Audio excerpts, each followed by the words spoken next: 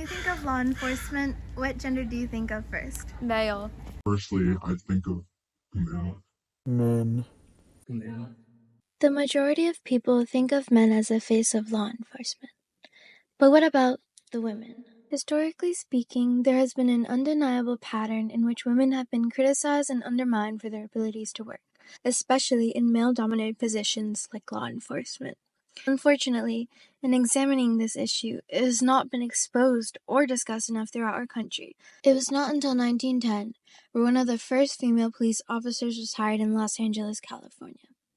Since the start of her career, Alice S. Wells was determined to make a change.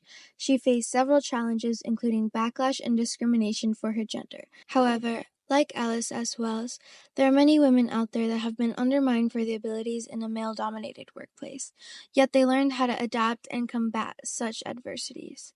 These are some of their stories. My name is Elise Warren, and I am a captain at the El Cerrito Police Department. My name is Laura Farinella, and I'm a retired police chief from the city of Laguna Beach.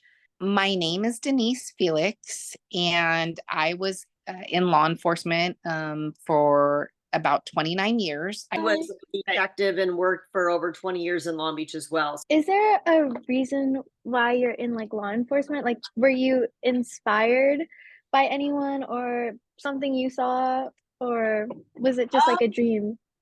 You know, I never like grew up with like this dream or idea that I was going to be in law enforcement. I went to college and had some ideas of what I wanted to do, but like I wasn't super passionate about anything.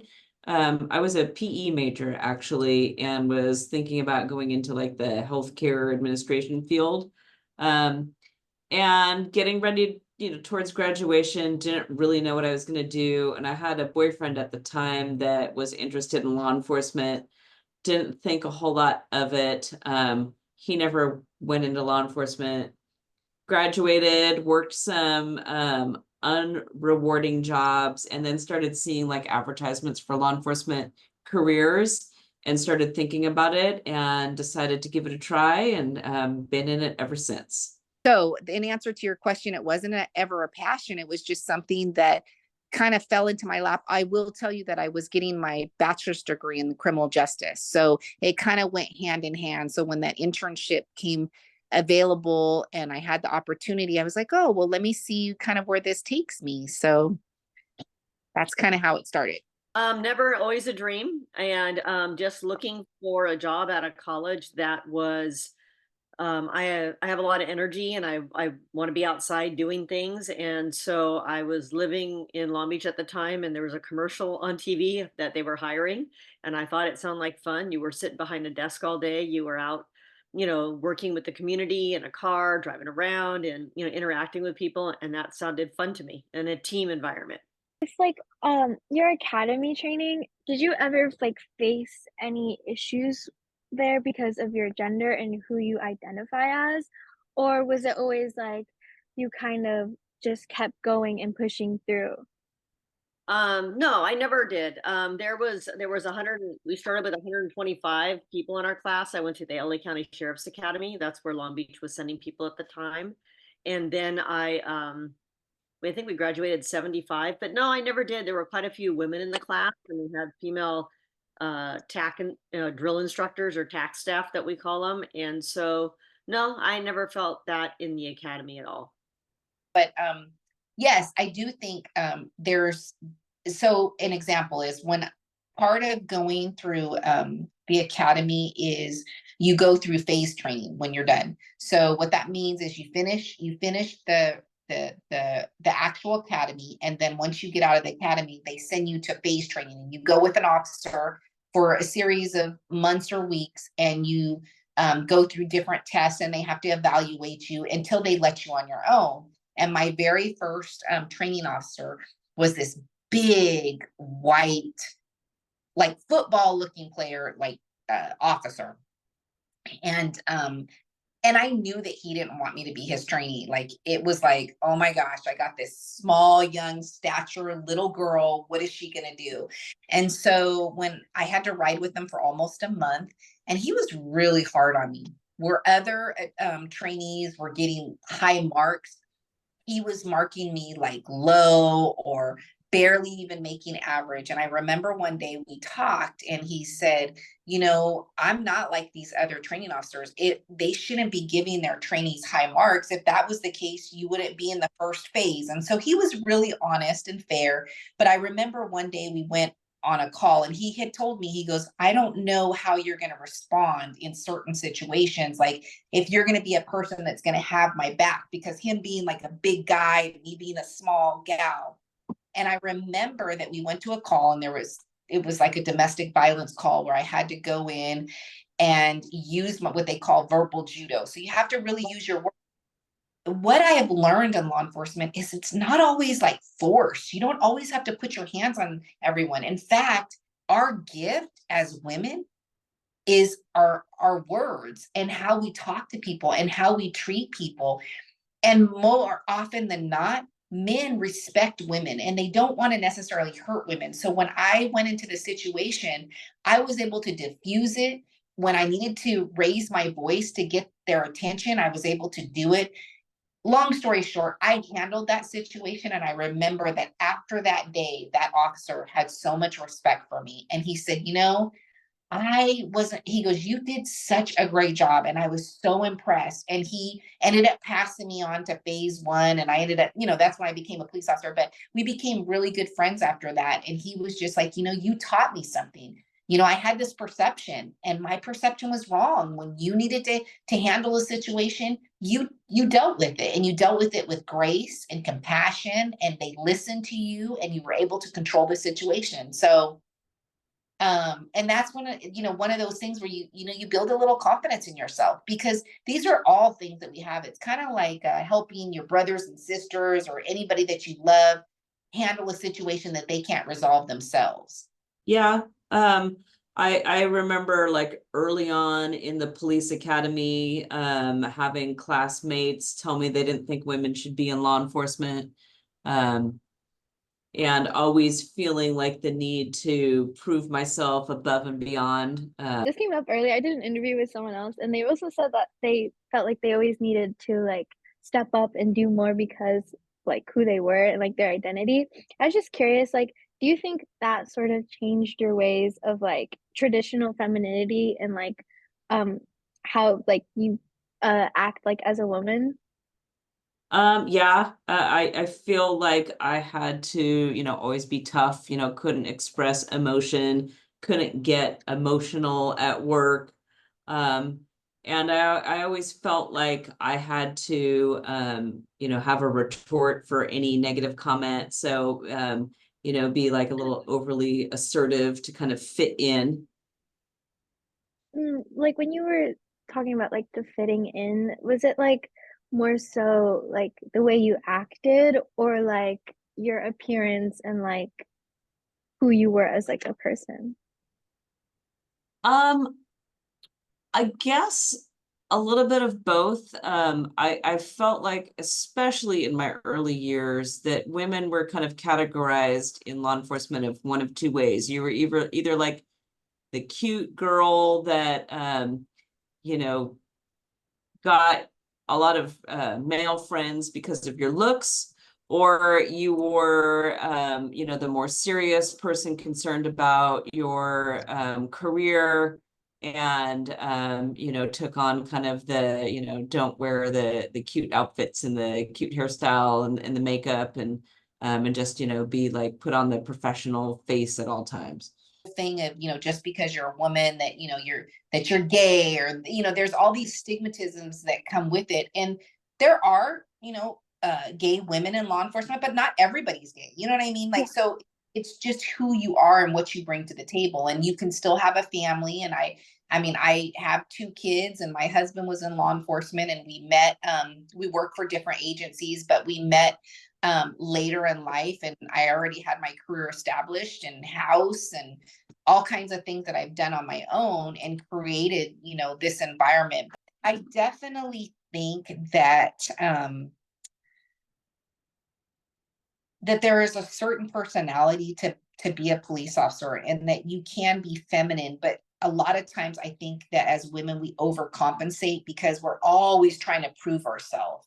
And so I would say, as I look back, that, you know, I did a lot of that. And if I could go back and tell my old self, I would tell myself, I don't need to do that. But I think that we do that because we're always trying to prove ourselves. Like, I was probably harder on myself than anyone could have ever been. But I do feel, no matter what, that I had to work as harder than a man, because, you know, for example, he would come into a room and he would automatically get the respect without him speaking. I would come into a room as a commander and they would have to hear me first and go, oh, she knows what she's talking about. But the initial thought was, oh, she's just a pretty little female, she doesn't know what she's saying, or she doesn't have experience. And then once I talk about my experience and they hear me, they're like, oh, she knows what she's talking about.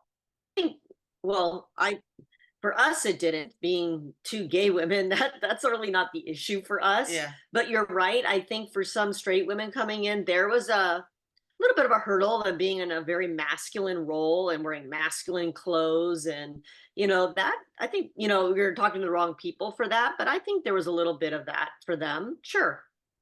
Yeah. You had mentioned like the right clothes and stuff. Do you think you ever had to hide yourself for who you were? Had it be like more tough and wear like more like masculine said clothes, or have more masculine features in order to fit in? No, but I will tell you this, I all think of the present- clothes that we wear were all made for men.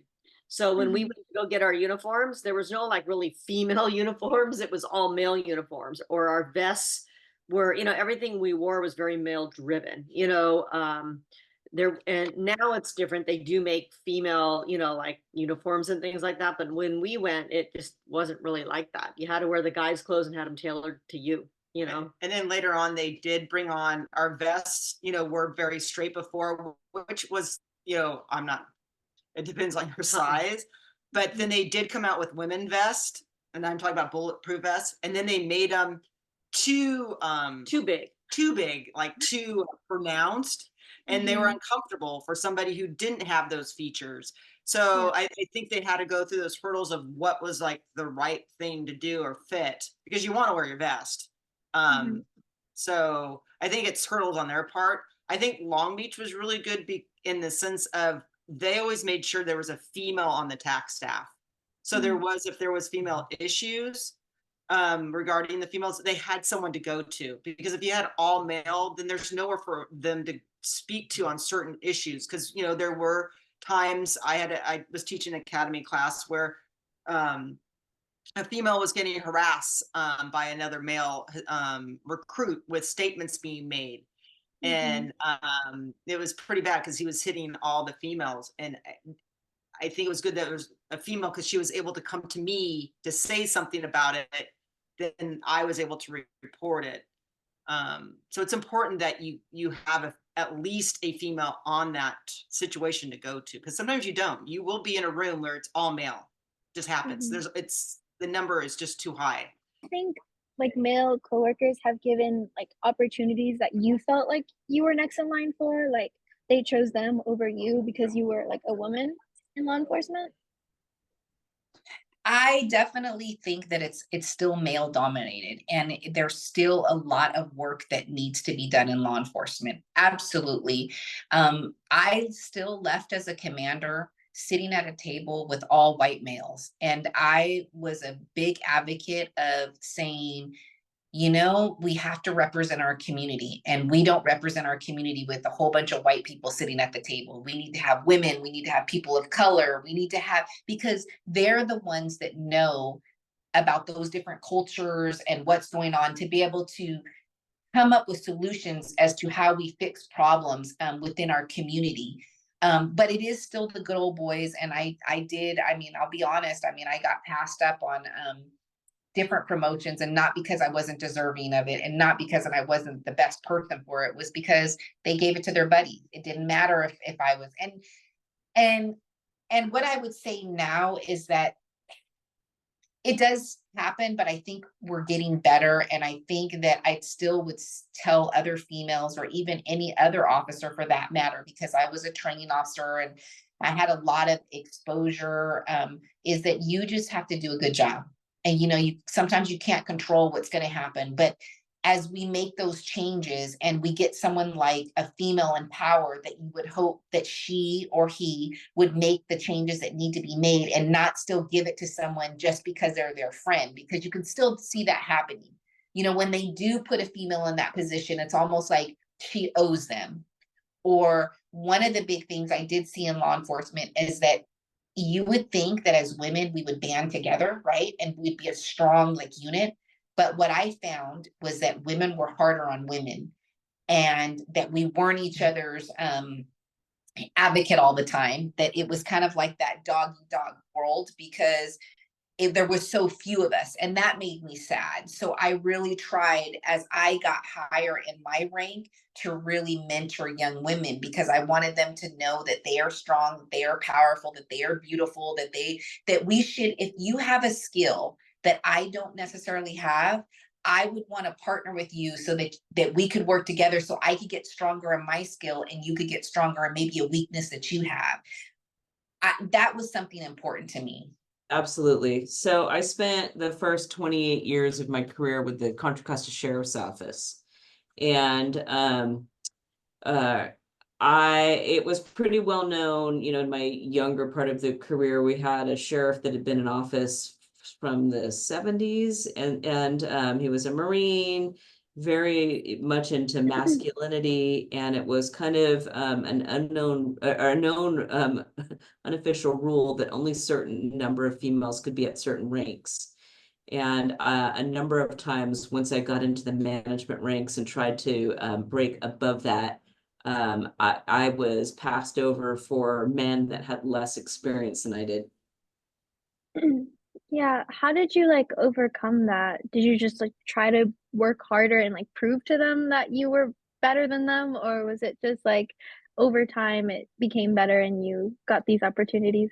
I think I worked, you know, extra hard, and I was very persistent. So in law enforcement, when you want to get a promotion, you have to take a test, and the test is usually like a written test and an interview and such like that. And I saw men that would test for a rank maybe once or twice and get promoted. I tested for different ranks like 5 to 7 times Wow. to get promoted. So yeah, I think it was like perseverance. Yeah. And then, you know, I've always said this, I think women have to work twice as hard to get half the recognition. So you know, I found myself doing that. I was telling this to someone the other day, is that if you have a male dominant field and everybody making decisions about who gets promoted or who goes into a different detail, whether it's narcotics or homicide or robbery or whatever it might be, if there's very minimal women in the decision making roles, the men are going to naturally pick a man or a Mhm. friend or someone they know. So yes, we've all felt that you know, so and so got picked because they know them, they have experiences with them, and they're male. But I will tell you that me going up in the ranks, I had to have male mentors because there were no women sitting around the decision making table. So it wouldn't benefit me. I mean, female mentors are great, don't get me wrong, but in my arena, that female mentor was never going to get me into the get me promoted, because they were not in the ranks or ranks of making those decisions. So I Mhm. had to find a male mentors who were at the decision making table, who mentored me, knew my work ethic and work product, and could vouch for me when those decisions were being made. But Mhm. you can talk. But then that gave the opportunity, because when you got promoted and got in there, Mhm. then that gave the opportunity to move it on to the other females, because Yep. now she's in that role. Mhm. Yeah. So she can bring females And I in, did. because now you have someone in that position, but you got to get there first. Absolutely. Yeah. So, you know, and it's hard in like police work, you'll see in certain details, like you have SWAT, Not one woman. no women in there. It's a very dominant Male. male Male dominant, yeah. position, and it's hard to get a female in there. And I'll tell you right now, I can't even think of a female on the SWAT. They Mhm. And it's a try. huge department, and they try. Or canine officer, which, you know, with the dogs, Yeah. or um let me think of another detail. Canine SWAT, Undercover, like undercover kind of like operation. an undercover operations, but like these motors, very hard to get females on there because it's a big motorcycle and they can't, they got to be able to handle this motorcycle. bike, It's a you know. huge bike. So, it's hard. It's hard to, and then when you do try to get in there, there's no one there to bounce off. You don't have another Support you coming in. you or Yeah. bounce you because it's all men. And so, and then you got to deal with men socialize The male different, culture. the men's culture that, they tease differently, or they you don't want to say it's hard because you're like, oh God, is that borderline sexual harassment? But if I say something, I'm not going to be able to get in this detail. And you got to be able to show that you're strong and you can handle that. The bantering that might be not as that appropriate goes as it on. should be. So Yeah, do you think you had to kind of sort of pick your own battles because of like your gender and stuff? And like, yes, was it like strategic and like you had to like overthink it a bit? yes, Yes. very quickly. You have to understand, Okay. police officers have to think on a very quick aspect. We don't have hours to make a decision. We have to make decisions very quickly. And was Mhm. little to Yeah. no information. Yes. Mhm. And trying to hope you make the right decision. You Mhm. have to make a right decision very quickly. Yeah, Do you it's like think it was harder? Sorry. No, Do go you ahead. think it was harder because you're a woman? No, I think we're pretty good No. decision makers. Yeah. I think No. it depends on the person you're speaking to. Because if you Mhm. spoke to two different females that were maybe not as Quick on confident in their decision making. confidence I think has a lot. Even if you fake it. Yeah, you gotta have confidence and believe in yourself and your abilities. So You also have to know when you got to turn around and go the other way, right? yeah. So if you Mhm. pull up on somebody and they run, are you really going to get out of a car by yourself and go chase them when you don't even know if you have anything in the first place? Or you get called to people doing drugs in an alley and they all run away, so you're going to get out and run? What's that really going to do? You know what I mean? You're going to put yourself at more risk doing that, or are you just going to patrol the area and ask for some backup and everybody kind of saturate the area? You have to be smart And about that's how you go everybody. about it. That's male and female. And some Mhm. males do things that I wouldn't do Mhm. just because they think they're male. And it's like, oh boy, Yeah. you gotta be smart. And I think sometimes men think on a different level than we do. Or their egos get hurt. They drive Yeah. they drive around the corner and someone flips them off, and then they stop the car and get out and want to get into like a confrontation. And I don't know, female cops really aren't like that. We're like, yeah, have a nice day. Yeah. We don't. But that doesn't Yeah. like hit us as someone's insulting me. That just is how it is, right? Yeah. I learned, and I think women are better at it than men. I learned to pick my battles. And Mhm. I think sometimes men want to battle against something that's a dead end because their ego says they have to be right. And I learned kind of early on that if I saw that it was a dead end, I was going to pivot and, not keep pursuing that dead end. And I feel like, being able to recognize when the battle isn't worth fighting and pivot Mhm. is super important. I think you would have done differently in like anything differently in your job with like the benefit of hindsight, like whether that be like who you were as a person or like your work in general. Yeah, I definitely I mean, I went through law enforcement when it was a little bit tougher for women, most definitely. And I think, like I said, the last 30 years have made a big difference. But I think if I were to talk to my old self, I would have not picked certain battles, because I do think there is something to be said about um, creating yourself a reputation. I mean, I think that's huge and that's big. And I mean, I did a lot in my career. I could have done more, because it is, there's a game that's to be played, there's a political game, and it's unfortunate. And I wish it wasn't like that, but I think that's true in life. There's people that get favoritism. There's people that, and just learning when to say things, not to say things, just to work hard. I think that hindsight, maybe I would have gotten 1 or 2 more promotions. But I also do know that I can look at myself in the mirror, and that I spoke a lot up, not just for myself and women in general, but young people, and that I was a voice, and I said a lot of things that people didn't want to say. But in hindsight, I'm sure that held me back a little bit. I would have Maybe stood spoke up up, more. maybe stood up a little more Yeah. in the sense of maybe Mhm. instead of bouncing so much off and kind of brushing it aside. But it's hard because you don't want to lose your job or your respect, or let it taint where you go, where you went in the department, because you piss off one person, or I don't know. But It's I'll a tell you, tough one. It's a tough one. But I'll tell you, in Long Beach, it's a huge city and has a huge gay community, huge gay community. So the chief at the time, when I was there, he put me as a liaison with the gay and lesbian community. And that was great. I met with them once a month, and we just tried to work through any challenges between the police department and the LGBT plus community. And I was the first person with a group of other people to march in the Gay Pride Parade in Long Beach, which is huge. It's massive. Yeah. And the response from that was huge, in a great way, from the community, to even see a police car driving on the parade route, right? And that grew year after year after year. We'd march together. Our kids came with us.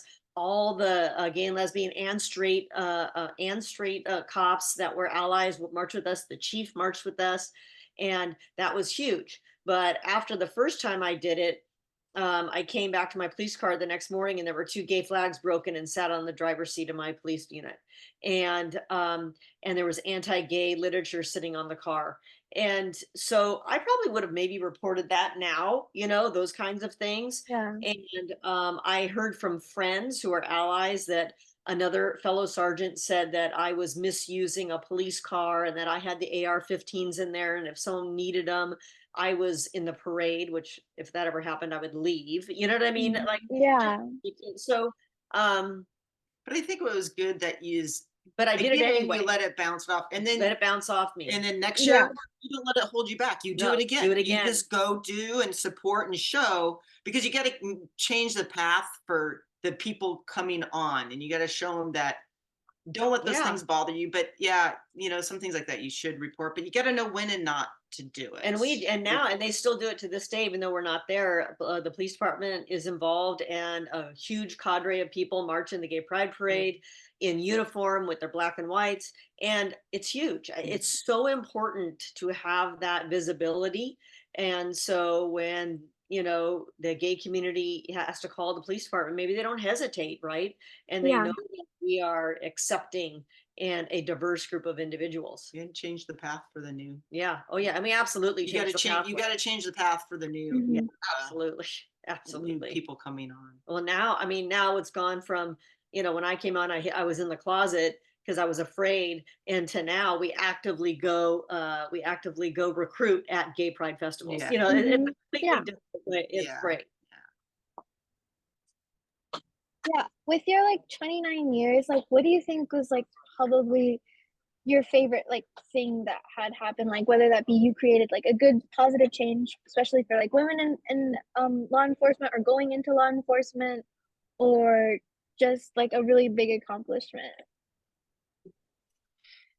Well, to be quite honest, oftentimes people weren't always happy to see us, just because we're always dealing with the sad things, or, we have to make a decision that's not going to make everyone happy. But I did get a couple of cool assignments, and one of them, one of the coolest assignments I had when I was a police officer in Northern California before I started working for DOJ, was I worked at a magnet school where I taught the the same thing, the same information that I learned in the academy to high school students. And so I was able to be a mentor, and I was a police officer still, and I was working with the teacher, but some of those students became police officers. Some of those students became doctors. Some of those students stay in contact with me. And over the years, since it's been many years since I've seen them, a lot of them have sent messages and said that, they were really, that I left an influence on them and that I imparted something on them. And I think that, that was probably the best compliment, not the person that, not because I got a certain award or anything like that, but because someone young has now become a CHP, or someone young is doing something that they love and they really appreciate that. So I think that's one of my biggest accomplishments. Right. Mine's working at the academy. Mm-hmm. I liked being at the academy because I did 6 recruit classes, because I got the opportunity to see these new recruits come in, just young and just ready to absorb everything from you. And to be a part of that was just amazing, to be able to be out there and teach them and show them, and see them grow and grow from me. And somebody from my class that I trained, one of the females in my squad, she's now the deputy chief of Long Beach.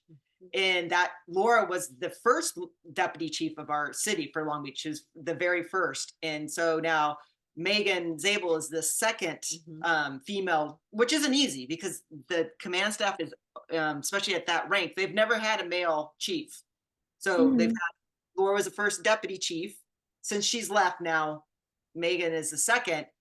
And so to be a part of her training, to get to see her to get to that position, is really a great feeling. And so to me, being in training and doing that and being a part of it is great.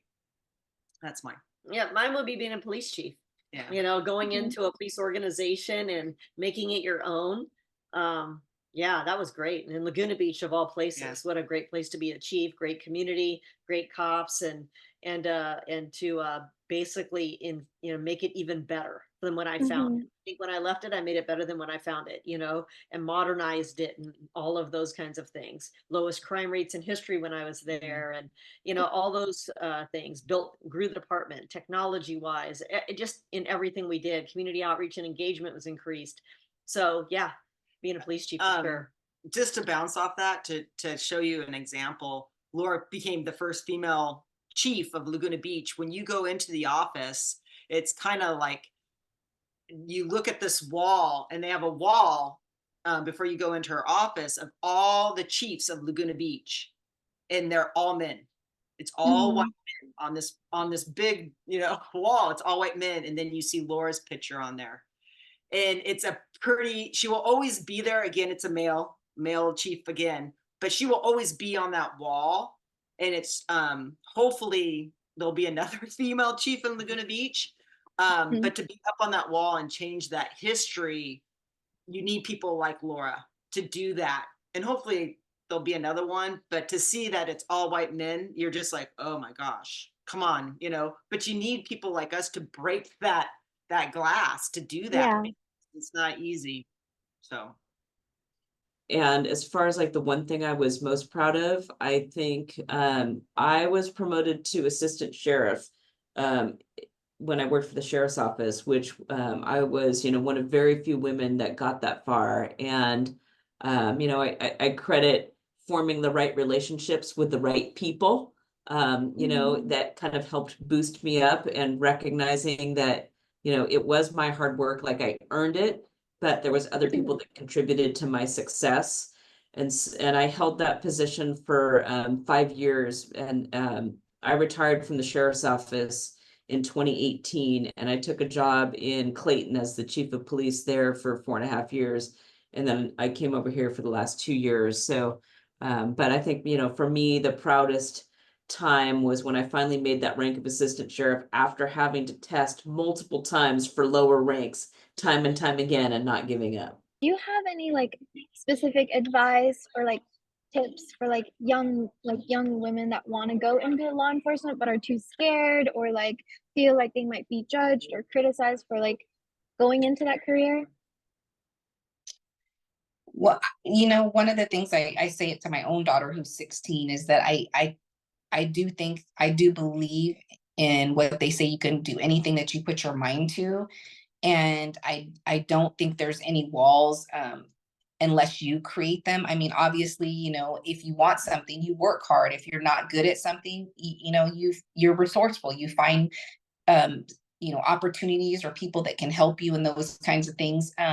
But I would say that just to believe in yourself. I mean, that's the biggest thing. I mean, I think that a lot of young people do lack confidence, and sometimes they feel like they can't do it. And I know I felt those things in different scenarios as I was going through my time in law enforcement. But I really truly believe that if you believe in yourself and you have a good support system and you surround yourself by people that are going to make you successful. And that's what I would say. It's just like probably what your parents tell you, your friends really, the people that you put yourself around are definitely going to determine like your trajectory in life. If you put yourself around good people, guess what? You're likely going to kind of follow that path. And the same thing with law enforcement. As you're going through, you find mentors, you find people like, you know what, hey, I know that, maybe the person's a sergeant or they're a captain or they're another female. Will you line yourself with them and watch them and grow and learn from them and be open to criticism, good, bad, be open to make change and being flexible, because that's one of the things as I was leaving law enforcement, your like specifically your generation, you guys think differently, and we had to learn how to shift and be open and be able to communicate with you. So be open to change. um that's my advice that I would give any young person. Yeah, I would say try and get involved in like your local police department. We have a cadet program, so for college students, you can come work at the police department 20 hours a week and learn, about law enforcement. It kind of demystifies what it's about, you Mhm. get to see it for what it really is and understand, it's not hardcore running around chasing criminals every day. There's lots of Yeah. rewarding aspects to it, but then it's also fun and exhilarating because there are, those things that happen. And I would say, if you have any interest in law enforcement, like don't dismiss it and think like it's going to be too hard or I can't do it. Actually like go talk to somebody, go on a ride along, go meet a police officer, Mhm. like give it a fair chance before you decide if you can make it work for your life.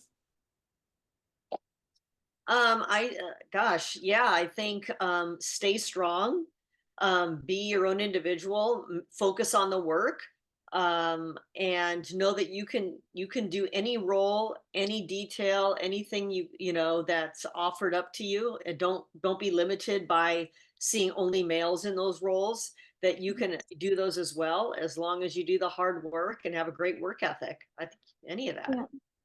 I agree. Yeah, I just think, yeah, don't let things hold you back. You know, don't take a position because you think you're not ready or it's deserving to someone else, because you might be giving up a great opportunity. And Mhm. it's okay, Yeah. that if you're moving to a different detail, don't let somebody say, "Oh, you're not ready for that," or "You're not the person for that position." If you feel you're ready, stay strong, and And it's a great even if career. you're I'll not, tell you jump right now, it's in. a great career. Because I'll give you an example. Women are very easily to say, Yeah, "Oh, there's like an unwritten rule. You have to do 3 years in yeah, yeah. patrol before you go to detectives or this and that." Well, women will be like, "Wow, I'll get really judged if I leave patrol early and go to sex crimes," right? Where a guy Mhm. would be like, "Oh yeah, I'm out of here in 2 years." Like they don't even think twice about it. And if it's not you, who, Yeah. right? And so Yeah. when I was a lieutenant, there was a job and I was going to get pregnant at the time, that was going to give me the full weekend off, and it was a day job and we were actually building a new police station. I thought that's a really great opportunity. And it was like, oh, but I only have been out in the field for 6 months, and it's like, how's that going to look? But I thought, well, wait a minute, if I don't take it, I know who's going to, and then I'm going to get mad, and I have more seniority than him, so I took it. Yeah. I'm glad I did. It was a great opportunity and great experience. And I got pregnant, so it didn't really, interfere with what was going on in my work life. So yeah, I think women are more apt to not take a job Yeah. because someone says you're not ready. Oh no, you take it Mhm. because the guy next to you has no problem. Yeah, they'll jump right on it. The same with I had less than 5 years on, and I got tapped to go to the academy to be a drill instructor. And same thing. I felt when they tapped me, I thought, "Ooh, I don't have enough time on. I should have more time on." And I'm like, "Wait a minute. If I don't take it, then that next person's going to take it, and then I'm going to regret it." So you can't let that hold you back.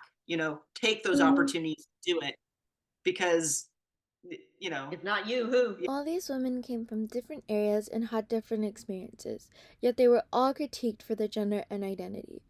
They overcame all these hurdles and succeeded in a male-centric job like law enforcement. You can do it too.